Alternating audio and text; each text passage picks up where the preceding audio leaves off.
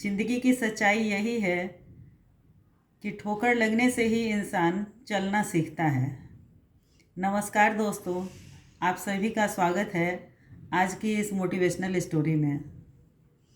एक राजा थे जो भ्रमण के लिए वन को गए, लेकिन रास्ता भूलने की वजह से वह वहाँ भटक गए और भटकते भटकते वो बहुत थक गए और साथ में उन्हें भूख और प्यास भी सताने लगी। उनकी हिम्मत टूटने लगी, लेकिन फिर भी वो रुके नहीं और चलते ही गए। चलते चलते उन्हें एक वनवासी की झोपड़ी दिखाई दी, तो वो वहाँ पहुँचे।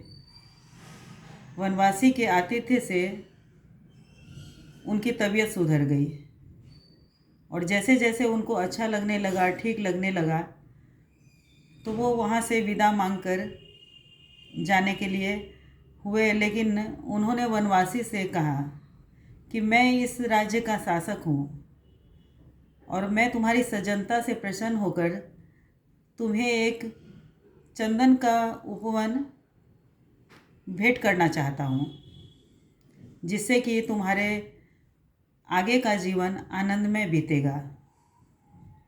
इस तरह वनवासी को एक बहुमूल्य चंदन का उपवन प्राप्त हो गया।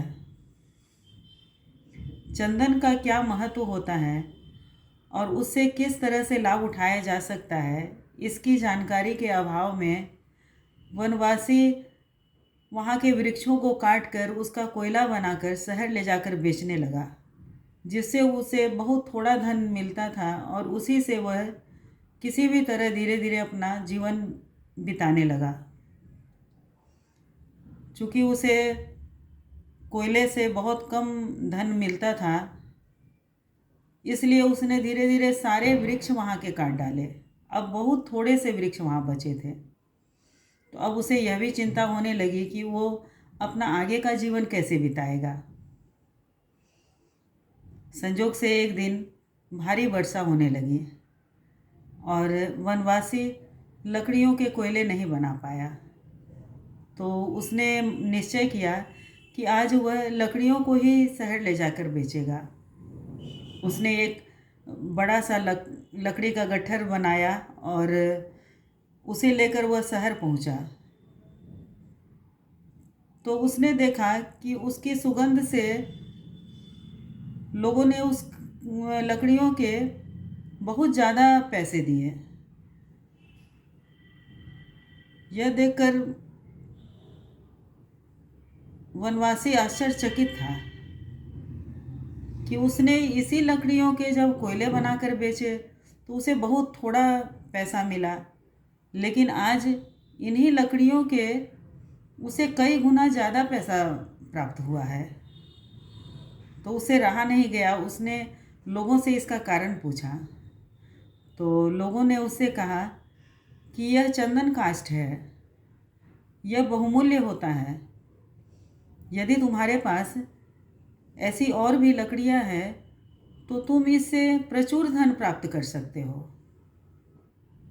वनवासी अपनी नासमझी पर पछताने लगा